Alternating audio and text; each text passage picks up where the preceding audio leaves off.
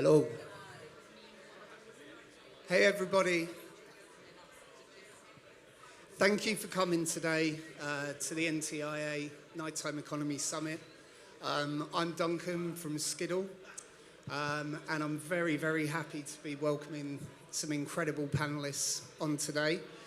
I just wanted to do a quick introduction to the independent, I can't even get the right name here now.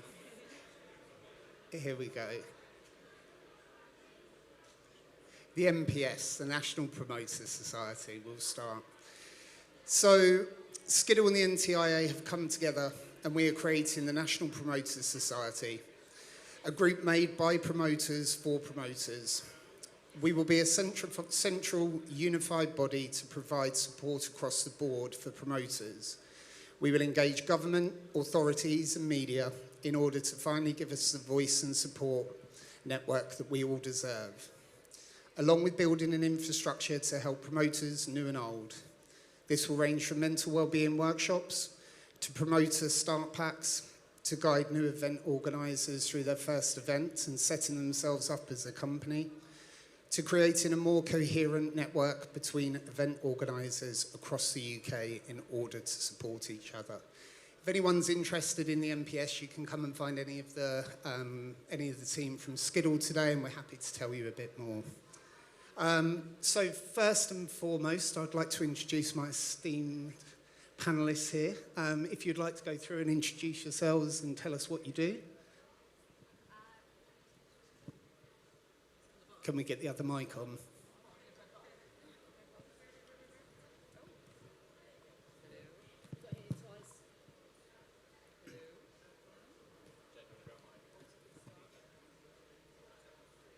Hello. Hi there. My name is Jenny Cochran. Thank you for having us today. So I've been working in the music industry for around 25 years now. I started my journey as a young promoter in Ibiza, cutting my teeth in a very sort of male-dominated industry at that time.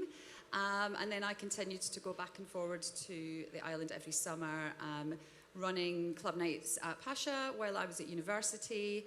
I then went on to work for big music organisations, running global tours and events and festivals, companies including Ministry of Sound, AEI Media Group. And then all of these years on, my sort of day-to-day work is split between my own business, which is a mental health not-for-profit and consultancy, and doing music consultancy for big international festival groups, including the Exit Festival Group and other organisations like Middle East in Saudi Arabia. So it's a really nice sort of little balance that I have now. I think all these years on, I'm able to put into practice the learnings that I've sort of had over the previous years, and certainly with the day-to-day mental health side of things, which we're going to touch on in a little bit as well. Thank you. Is mine working? Yeah, it is. My name's Sasha Lord. I'm the co-founder of Park Life, the Warehouse Project, and also Nighttime Economy Advisor from Greater Manchester. This may shock you. I am from Manchester. I think, do you want a bit about how I started? Yeah. So when I was at school, I was very fortunate that it coincided with a period where Manchester was called Madchester. Obviously, Factory Records, the Hacienda, New Order, James, Happy Mondays. Every single person interested in nightlife globally was looking at what was coming out of Manchester. And obviously that was the career path that I had to go down. And so my parents' complete disgust. I didn't want to go to university or do A-levels or anything. I wanted to put parties on and become part of that scene. And that's exactly how I started. 4th of July 1994, I put a party on at the Hacienda. And I've just not stopped since. Fantastic. I'm Hayley Squires. I'm actually from a bit of a working class part of Plymouth, and I've been in London now for 15 years.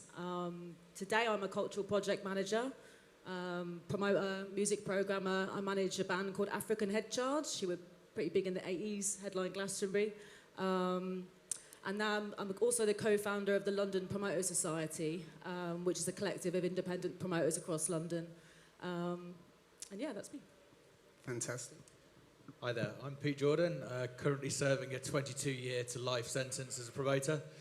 I can't see any way of getting out of it. I run a company called Weird Science, and one of our biggest events is Made Festival in Birmingham. We look after all of the Fridays at XOYO currently, and over the last 20 years have pretty much done everything you can do, from having the highs and the absolute lows of promoting. But yeah, really excited to be here today. Thank you very much. Now, all of us have a common theme here, but we all had to start somewhere, and all of us kind of listening to your stories there. In those early years, what were the kind of key lessons that you learned very, very quickly? I think there's always that quite quick sort of smash of realism when you start working. Are there any kind of key points that you still work to this day? Well, I started off as a DJ who just wanted to play alongside the acts I really like their music from, but I kind of accidentally fell into promotion. Found I was quite good at flyering and good at convincing people to come and effectively watch those artists play, i.e. watch me play as well. And as time went on, as I got a bit older, I realised that, first of all, the first lesson was, just because you like it doesn't mean anybody else will like it. But in all honesty, as time went on, I realised that the promoters really were probably the most important part of the talent mix, them and the venues.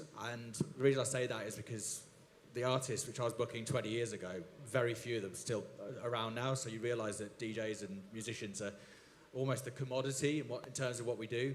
So as someone who started out as wanting to be part of the scene, which I did, I then realised that I actually really wanted to put on really good events. So now the music is still a real central theme to it, but the style of music is not so important anymore. It's the quality of the event. So that's really been my sort of journey from sort of really being the keen bean, really hoping to play next to some cool DJ who I thought was cool at the time. But these days it's really just a focus on real high quality, safe events. I think I kind of agree, really. I'm quite powered by the people and the passion for the parties. My first event was at the Silver Bullet in Finsbury Park, which is a little independent grassroots venue. I hadn't promoted any gigs before, and I didn't understand how the process worked, and I came to London looking for work, and I had various 9 till 5 jobs and things, and I thought, you know what, I'm going to give it a go. But I didn't know how to start, so I thought, you know what, I can't even do a night if I haven't even pulled a pint, do you know what I mean? So I got myself a job as a bartender at this little venue, and I just observed and watched what happened between the promoters, the venues, started doing my own events there, and then I ended up being the event manager there for 6 years, and that venue was pumping 7 days a week until 4 a.m. And we never niched ourselves to one particular scene or sound. So I had the pleasure of providing a platform for scenes, sounds, cultures, all various creeds and classes across 4 generations of London's musical evolution. And that passion and power still drives me. And it was that really sort of got me thinking of the power of Promoters United as well. So I'm just big with working with the community and being a bit of a fixer and finding that common ground between people, places and spaces. And I'm still driving with that. I think, it's such a valid point about you said, you wanted to pull your first pint, you wanted to actually get to a granular level and be seen to be doing every single bit of it yourself. And I think that's what I've learned over the years, is that it's so important to be able to be seen to be getting your hands dirty and don't ask other people to do something that you wouldn't do yourself. You end up actually wearing so many hats when you start out. So artist management, you're an agent, anyone from the community will realise you've got a big network, and it could be finding them a room. Do you know anyone with a room going? And I'm like, well, I do have a big network, I probably do. And if I don't know someone, I know someone that does, do you know what I mean? So, exactly. It's trying not to get too lost in the ideas as well, because you end up immersed in all these stories, from all the community, especially in grassroots. I don't really do anything over 500 capacity. I work with small venues, so I really immerse myself in the people, the places, and the community around that venue. And I love it when you find an elder with a 4-story house full of records, and you're encouraging them to get their records out. So you're right though about wearing many hats and not getting too overwhelmed, which can easily happen. I actually think reputation is everything in this business, and it is a cutthroat business, no matter what anyone says, and it's actually rare that amongst people who've been in the industry for so long, and I think that says everything about it. I think we've all started at the bottom, handing out flyers, hiding from the police, putting posters up at 4 in the morning, things like that. I think for me as well, loyalty has a lot to play, and you ask about a lesson, something that I've learned and carried on the whole way through. I started in '94, but the first big event I actually did was New Year's Eve '97 at Granada Studios, sold 5,000 tickets. It was fantastic, replicated it, selling out the following year, and then it was during the millennium. All the suppliers wanted to charge 3-4 times the price, so we all thought we were going to make a fortune that year, so I charged a lot more, as did everybody else across the whole of the country. No one sold any tickets because everyone thought, well, hang on, we're not going to pay £100 to go out, and we've got to pay taxi prices 4 times the price. So practically every single event on the Millennium cancelled. What I did was, I was 28 at the time, so I had a debt of £40,000, and the company was a limited company. So like other people, I could have just bumped the company, no problem at all, but it didn't feel right to me. So I sat down with the guy that handed out the flyers for me, the poster company, the sound engineer, the techies, the crew, and I said to them, look, give me 12 months. I can't pay you now, I don't have a penny to my name, I've got £40,000 debt. I'm not going to bump the company, I'll pay you over 12 months, I'll drip it. And I did that, I paid everybody back, and actually a lot of those suppliers then are still working on Park Life and the Warehouse project now, and we've kept quite a tight team over the years. Absolutely. I think that honesty really, I mean, kind of like as you said, we're all still here, and there's a reason you're still here, and a lot of that has to come from that honesty and that kind of graft, and really respecting every part of the sum of an event, whereas, the flyer is just as important as the talent. I think building and maintaining those relationships is absolutely key to everything that we do. And as Sasha said, we've all known each other a long time. I think that the industry is big, but it's actually quite close-knit in terms of the people who do what they do now. And I think it's so important to remember every single person's name, where you've met them, when you've met them, to a point, because when you're on the way up, everyone wants to know you. But then if something happens and you're on the way down, you don't want to get dropped like a hot potato. So be nice to everybody, be kind, build those good relationships, and it helps you every day. It does, and there are so many cowboys in our industry as well. How many times, sharks, how many times have we seen promoters that all of a sudden they put a few gigs on and then they're backstage drinking champagne and they're Billy Big Balls Charlie and they've got a flash car ticket up to the eyeballs, and they come and go. We see it every single year, don't we? But I think all 4 of us have actually not blown smoke up, but we've treated it as a business, and we've run it properly throughout the years. Absolutely. And I mean, that leads me on to the next point really well. And how do you think things have changed for the better or worse since when you started? I think it's turned into a business now. It's been more professional. People look for infrastructure, they look for proper support, they look for supply chain. I think it's certainly when I started out working in clubs when I was younger, it felt more a bit of a kind of cobbling it together and making it up as we went along, whereas now it feels like a proper business. And you've got people like, I'm not a promoter in the sense that I put hundreds and thousands and millions of pounds into my own events like some of you guys do. And I think it's a proper business now, and it's seen as that. So I would say that's one of the biggest differences that I've seen since when I started out. I actually, so there's one thing that's come out of COVID that is a positive, and I think that thing is the fact that our industry is now respected a lot more. Absolutely. Events, hospitality. We were always perceived by the mothballs in the suits in Westminster as like, and I kind of get it, when you go out to a theatre or you go to a club or for a meal, so when you're going with your mates, you let your hair down. So we're always kind of at the back of the queue, but I don't know if you remember that moment when the whole industry shut, and for those 4 days there was no help whatsoever. And there was an outcry, especially for pubs.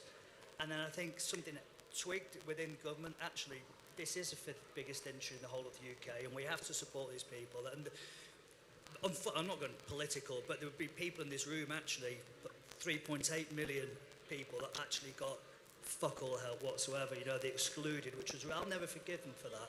And we will know people that were just completely ignored.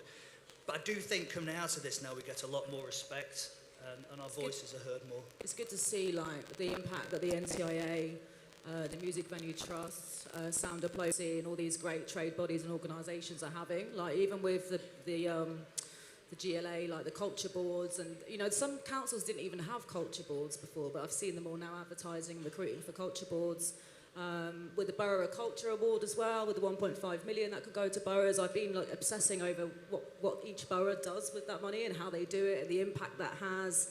And through my network, then also encouraging people to go and participate in it and be part of the conversation. Do you know what I mean? It's about working together at the end of the day. In terms of change, I think that's one really big positive change. But the scenes is constantly changing, like the landscape of London is constantly evolving. Do you know what I mean? Even where I've been doing events at one point in Finsbury Park, there used to be loads of legacy venues like the George Roby, the Rainbow. You immerse yourself when you've got a venue in those locations. You hear all about what was, and it's interesting to see how it still feeds into what's there. So I think the big battle is the changing with the venues as well. Like when the Silver Bullet closed, I had 3 weeks' notice. I was just the event manager there, so that was a huge change. And you grieve for that venue for quite a long time as well. And when you're stood outside that venue with all that energy that was there, trying to figure out then where to put promoters, because I always carry on and I'll always find more venues.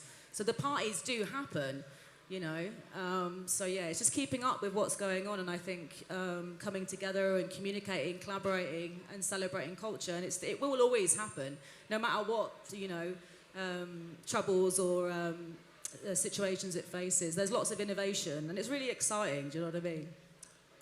Can I just pick up on that? Because you're absolutely right, by the way. It will always be here. Culture will be here. Hospitality will be here. But my biggest fear, and you speak about places closing, we've got one in Manchester at the moment called Night and Day Cafe. It's got a capacity of 120. Some residents complained it may shut. It won't shut. We're going to do everything possible to keep open, fight for it. But those venues are more important than, say, the Warehouse Project, because without those smaller grassroots venues, I'm not going to get artists on at the Warehouse Project. They're the heartbeat. They're the heartbeat. And it will always be here. But I don't know about you, I feel like there's vultures flying around at the moment now, and they're going to pounce on those smaller venues. And they'll just turn them into corporate chains. And I don't want to see the same menu, the same uniform, the same furniture in every single restaurant, every single bar on the high street. So those smaller independent venues that you're talking about, we need to do everything we can to protect. I think there's a lot of scope for the business model of I don't know, well, majority of venues is how much alcohol do that crowd drink. So that's also a problem with a lot of scenes and sounds that you might want to put on, that you're actually having to judge whether they come back again on how much drink they booze. And that is the foundation business model. So there is a lot of room for evolution when you think of hospitality and leisure and diffusing, everything's over 18. So there's a lot that can be done and a lot more fun to be had in different ways. There's an amazing organisation called Respace, and Respace it's a meanwhile sort of blueprint. They've got 10 years of case studies now where they go into buildings that aren't being used. They either chat with the developer or the council, whoever own it, and that venue, that premises then can be opened up free for the community. The developer saves on business rates, or the landowner. The council save on loads of services, because these buildings then become cultural hubs, offering free space. And I think the thing is, free space is there. There's over 60,000 empty commercial premises in London, do you know what I mean? So there are people and there are projects that are coming together to sort of fill a gap, I think, and to, explore and innovate and open up spaces for community good. I'd echo a lot of what everyone's already said, but I think positives, the industry's definitely progressed and is a safer and better regulated industry. There's still a way to go with that, but I think things are moving forwards. The things which do concern me is how prices within the industry have really driven promoters to have to expect to sell out every time. It kind of takes away the risk is based on just getting people through the doors. So musical risks seem to be less and less taken now. There's a lot of promoters who are going they'll go across all the regions and deliver a very similar lineup, which I kind of think cuts out some of the grassroots the creativity, which is a bit frustrating. But yeah, I think the biggest thing is the lack of understanding of the risks which promoters take, and effectively the promoters are the one who takes all the risks, and sometimes that isn't really respected. This isn't a whinge that talent fees are too high, which they are, but it is. In reality, it's that you're the centre point and everything's expected of you. You're expected to deliver safe events, bring in all the big talent because people are less interested in sort of developing talent. Yet sometimes these events are breaking even at levels you would not even believe. And I won't even tell you the percentages, but to think that events can sell out and you still lose money sounds absolutely crazy to some. But the competition is so high in some respects. It's the game you accept, you play or you leave. That's fair enough. But I do also think that that curtails new people coming into the industry, because in order to sort of establish himself, there's this sense that you have to have big lineups. It's not the case. Building events from the community up, which I suppose your first events were community based, yep, as were mine. But these days I do worry that there's so many people coming into the game and they just fear that it has to be the same 10 headliners in each genre. It's the only way you can get people through the doors. It's kind of that whole X factor sort of, if you're not a big name, and there's not that understanding that these things do build over time. But I think that's some of the risks which we're sort of seeing within the industry. I think sometimes also new promoters in the game will overpay for talent to get themselves established and get themselves a name. And as we know, sometimes once those fees have been set, the benchmark is there, it's very hard to kind of combat that. And obviously at the moment with escalating production costs and costs across the board, talent fees are not coming down to reflect that. So I think, you know, by having the new Promoter Society and offering a kind of platform and a support for these younger promoters to try and educate them and help them and show them that there is a kind of solidarity in terms of in the way how people work. And that's exactly it's like booking talent, like you say, Pete, because it's the one thing which can make or break your bottom line. I think in my 20 years, the representatives of the artists has got more of a science, and they know how to drive the fees in such a way. But quite often, a new promoter coming in will just what we get called the wanker tax, and they'll just get told a fee, which is well above the market rate for this artist, and they'll do it because they don't know any better. And it actually disrupts the actual flow of the scene and it gives them no chance of actually surviving the event, and then discourages potentially really good future promoters from actually getting involved. Yeah. Are you trying to say that agents are greedy? I'm shocked. All this time. No comment. And I mean, I think it's quite interesting, you know, listening to you talk about the pressures and the financial constraints. And, you know, a big thing that we don't really talk about a lot within this world is mental health.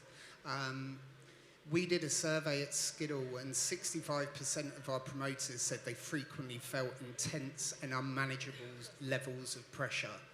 And 80% experiencing periods of poor mental health. You know, it's great that we can sit here and talk about it now, but, you know, there's a very, very long way to go. And I mean, I think this is really for you, Jenny, to lead with, but how do you feel the industry is changing for the better in regards to mental health? People are talking about mental health now. There is a conversation which even 5 years ago there really wasn't. I mean, unfortunately, it took the untimely deaths of big artists, you know, Avicii, as example. I mean, if you think back how many years now when Ian Curtis hung himself, that was just brushed over, like that wasn't even, you know, a huge issue at the time. But fast forward all these years, Avicii took his own life, and that was the first time really the music industry took notice of an artist or the industry itself with struggles. Yeah, I mean, I think now that there are a huge amount of support networks and platforms out there, but it's how do we get the message out there? How do we let people know that they exist? So, as I sort of touched on earlier, I've been in this sort of events and promotions game for a very, very long time. And back in 2017, when I was still working in full-time event management, there was a kind of barking, nagging that there just wasn't enough being done.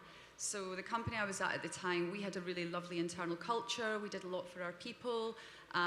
Simple as it sounds, things like bringing in massage once a week, doing yoga in the office, substituting Friday beers for healthy snacks. So there was a bit of a kind of willingness there to want to do something. So we thought, how can we create a kind of centralized initiative, bringing together all of the organizations, people, brands that are out there that do operate within the mental health space that people just don't know exist. So we created an initiative called Get Ahead, which was the world's first 24-hour festival of the head, and we launched it in London in 2018. And it was almost this kind of light bulb moment where we saw, over 1,000 people came together to talk, to share, to laugh, to cry, to feel that it was okay to put their hand up and say, do you know what, I'm not okay. We teamed up with Help Musicians, the big charity. I'm sure most of you may have heard of it. They were launching the first ever 24/7 free mental health hotline dedicated for musicians. So we teamed up with them and we used that as a vehicle to launch our festival and really, really shout about that resource because, they had done a lot of promotion through the music industry, medias, etc., but actually, having an event with a big campaign behind it. So we introduced a handful of incredible brands and speakers who came and talked about everything from mental health awareness training, anxiety and resilience. We had dog therapy, fitness classes, you name it. It was basically how can we get together a bunch of people under the same roof at the same time to feel like it was like a safe space for them. And it really was a bit of a moment in time. Nothing like that had been done. We actually set up a record label as well, and we teamed up with a friend of ours who used to be in a big band, and we launched an album with a bunch of huge artists, including The Prodigy and Chase and Status. Ironically, 3 years later, Keith Flint took his life through suicide. So that for us was a real kind of tipping point in terms of knowing that more had to be done for the industry. I think that the problem stems more getting men to talk than women, because women, we like to sit around with our handbags and a glass of Prosecco and talk about what we're up to. But the big challenge is always how can we drop the stigma, drop the taboo, and let everybody know, particularly men, that it is okay to talk. So there's a huge amount of support and resources out there now. I'll mention a few in a minute, but I think, to touch on your point, Duncan, looking at the music industry, there is such a huge focus on the artists themselves, which I understand, a lot of them, particularly from a young age, they're suddenly in this spotlight, having to deal with the media and the fame and the celebrity status, and they don't know how to cope with that. And that itself, along with the drink and the drugs and the late nights and the travel and the competitive nature of the business, can lead to very poor mental health. But I think what is lovely to see over the last few years is the spotlight being put more on the supply chain and now promoters themselves. As we've said, the people behind the bars working in the dark, all night, late nights, drinking themselves, the security working on the doors, all of these people working in hours of darkness, unsociable hours, probably never seeing their families. What is the impact that's having in their mental illness and their physical health as well? But I think something we're all talking about more is the impact of mental health on promoters who are a lot of the time remortgaging their houses, putting up every single penny that they have to put on that festival, arguing with agents about artist fees. The difference could be, the show making or breaking a profit. So I think the new society that's been set up is absolutely brilliant in that sense to help create that central community for, the sort of before, during and after level of promoters to help each other, support each other. So I think we're in a much more positive state now, but I think particularly off the back of COVID, people's mental health is struggling now more than ever. And, what we just want to say is that help is out there. As I say, we will, be doing a mental health festival this year. Tonic Rider, Tonic, Geordie's over there, they have a brilliant program, mental health awareness training for artists. Music Support have great programs for artists. And for anyone who would like a kind of really cool signposting app to take away with them, there is an app called the Hub of Hope, which is super, super clever. It's geo-targets with your postcode, so if you put your postcode in and it signposts you to every single local help and support group for pretty much everything from suicide prevention, eating disorders, anxiety, bereavement, and it will signpost you to all of these help groups in your local area. So I think the key just to say is that there is help out there, but what we as a collective need to do is let people know that it exists. Yeah, I echo everything you've said, and what you've done is and what you're doing is groundbreaking. It's phenomenal, and I think through work that yourselves and other people are doing, you know, the days of dinosaurs like Piers Morgan saying, well, pull yourself together or get a grip, man. I think they're finished. We've moved on from that now. You know, I'll be honest, before I started advising Andy Burnham in 2018, when I was just a promoter, not just a promoter, but when I was just doing my other daytime job, I failed at what I discovered very quickly going into this. So one of the first exercises we did was we held a round table with employees from the nighttime economy to hear what we could do to help improve them in Greater Manchester. And there were the obvious things you'd expect, like transport and stuff, but overwhelmingly, as the room started to break down a bit, I think the free drinks I was giving out probably helped as well. But they were speaking more open, and mental health was the one thing they were talking about. And I, as an event organiser, was not looking after my staff properly, as good as I could do. And I took that on board. And I'd never thought about it before. You know, with the warehouse project, they finish work at 5 o'clock. They'll probably leave site at 6 o'clock. They've seen everyone on the other side of the bar having fun for hours and hours and hours. From 10 o'clock onwards, they've been screamed at, I want that drink, I've not got the right change. Customers are demanding, customers are drunk, sometimes abusive, not just in Wales project, you know, across the whole of the UK. So they're stressed, and they tend to go, we've all heard about these locking things or the after parties, they go to other people's houses, and exactly what you've just said. By the time they go to sleep and they wake up again for the next day, they haven't seen any light, it's dark, especially through winter. So that takes a toll on somebody. So what we did in Greater Manchester that Andy Burnham did was he introduced something called the Good Employment Charter that all different sectors are signing up to. And it's things like better pay for your staff and looking after them. What we've done with my industry, our industry, is we've specifically said, okay, well, you've got to make sure that your staff get home properly if they're leaving in antisocial hours. You know, the days of kicking staff out and closing the club doors and find your way home, they're finished, they're gone. Obviously better pay, but mental health is one of the big things that we're talking about now. We're going to introduce it, and we're asking operators across the city region to sign up for that. I mean, operators and venues and employers generally have got a social responsibility to look after their people. I mean, your people are your biggest asset. Your people are your biggest investment as an organisation. And also, if you're smart, it's the best recruitment tool you can ever have.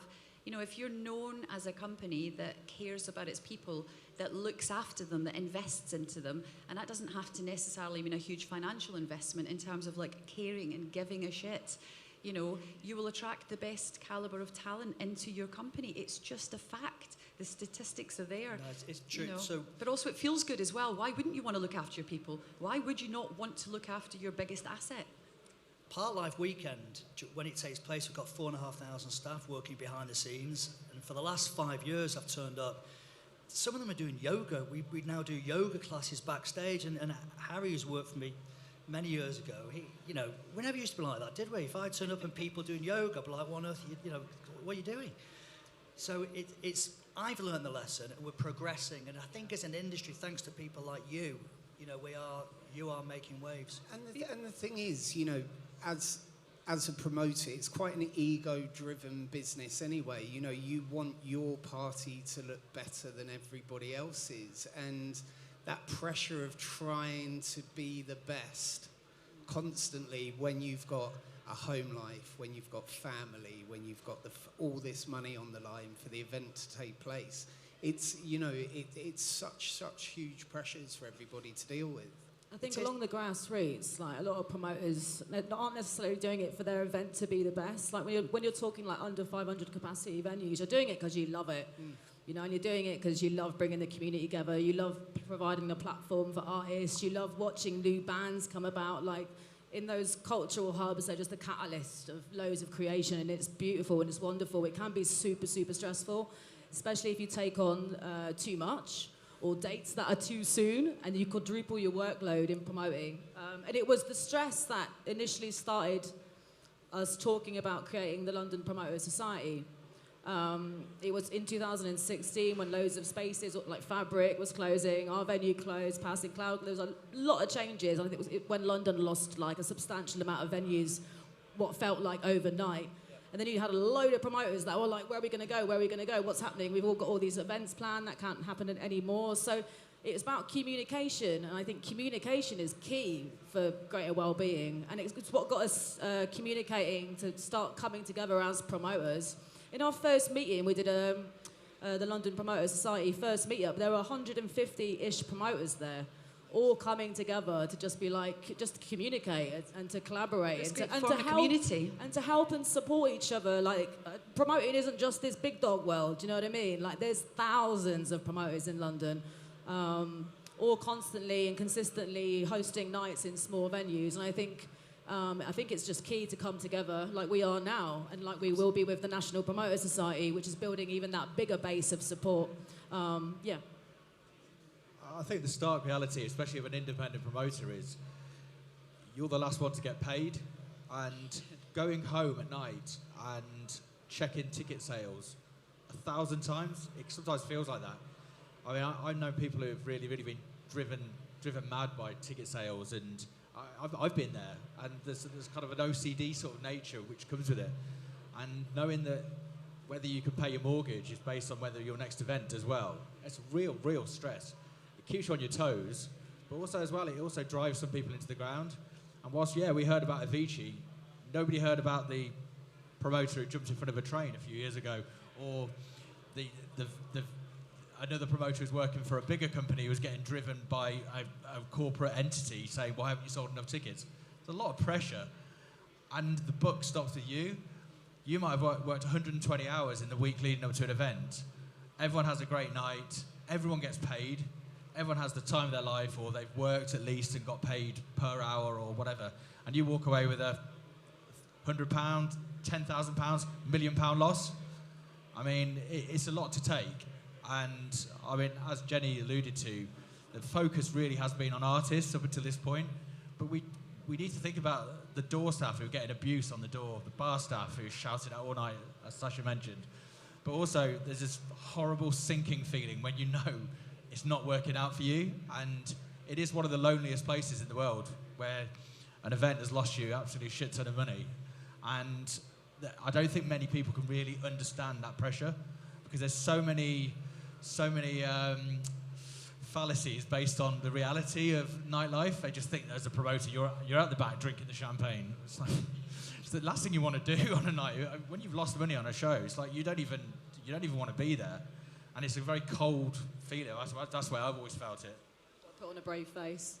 And If you're stressed as well, it resonates throughout the rest of the party. Do you know what I mean? No, I'd be interested to know, and sorry I'm taking over your panel now, but Do it. you know, for the rest of us, because we all chose the unconventional route. You know, people in a 9-to-5 job have that safety, the safety net. They know at the end of the month they've got X amount coming in.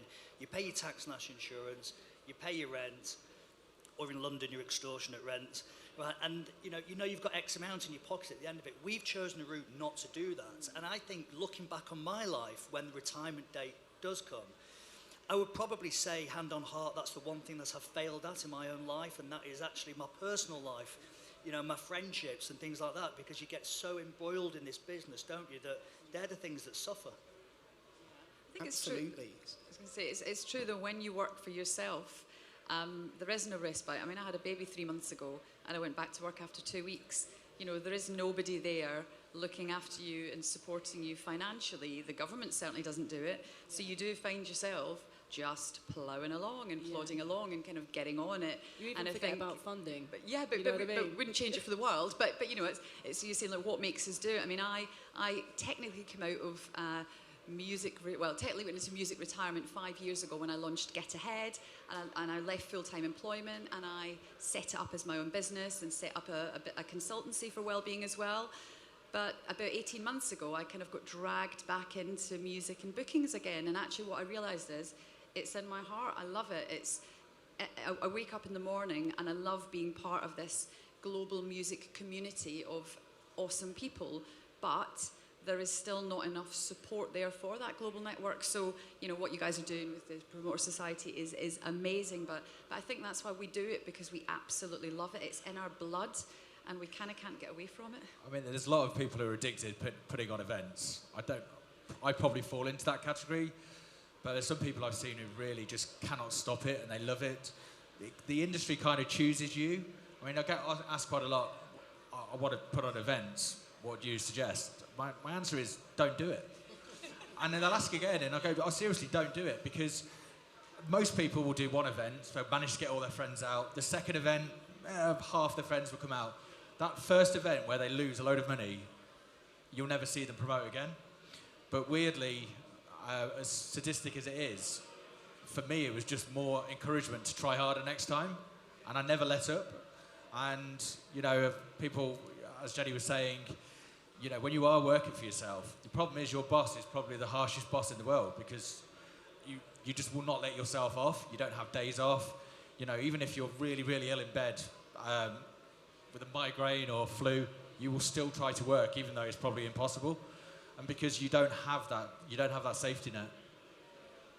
I think that's where the promoter society on a national level can be really handy in terms of business, and business management, toolkits, access to resources, support with finding funding and getting funding. I think there's a lot that can be done there. Absolutely, and I think this is the whole point of why the National Promoter Society is here now, to help right across the board. Unfortunately, I think we're just out of time now. Did you have one more point, Sasha? Just one thing. We should encourage more promoters into this industry. And you were bang on, by the way. It's very, very hard to do it. But if there are people in this room who are thinking about becoming a promoter, it's not all doom and gloom. You know, there are no barriers to success in here. You know, when I was at school, when I was 16, 17, all the kids I went to a good school, and they were all going to university. They'd want to be architects or doctors or accountants. I wasn't interested in all that nonsense, and that wasn't for me. And every single person around me, friends, family, when I said I want to put some parties on, they were all like, well, you need to get yourself a real job. You need to get a real 9-to-5 job. And anybody who wants to become a promoter will be told exactly the same thing. You know, if someone had said to the 16-year-old me or the 15-year-old me, well, actually, you're going to be the co-founder of what's now the biggest nightclub in the world, because Privilege is shut, or the biggest metropolitan fest in the UK, and you're going to be advising the Mayor of Greater Manchester, I'd say you've been at the amnesty box taking, it's just impossible. But it's not, you can. Our sector, anybody can succeed in our sector. And you're right, it's so nice to work in this community. And we do bicker and we do fight, but ultimately we come together, and I think we saw that during COVID. Absolutely. Yeah, there are positives, believe it or not. That moment where you look out at the crowd, and I've done it from a DJ's perspective and as a promoter's perspective, I can honestly tell you, as a promoter, it feels even better just to know that whether it's 20 people or 20,000 people in front of you having a great day, getting home safely, it's an amazing feeling. I think that's it. It's just about looking at what that toolbox means to you, as you touched on, whether it's your individual well-being toolbox, how you can look after your mental and physical health when you're doing your job, and what your toolbox is as a promoter, what tools you need to do the best job you can, and being part of a community and having that support network is absolutely key to it. Absolutely. So if anybody wants to be a promoter or is a promoter and wants to find out more about the NPS, do come and find any of the Skiddle staff or any of the NTIA crew. Just don't do it in Manchester. Yeah, just not in Manchester or Birmingham. Thank you all so much for being on the panel today, and thank you all for listening.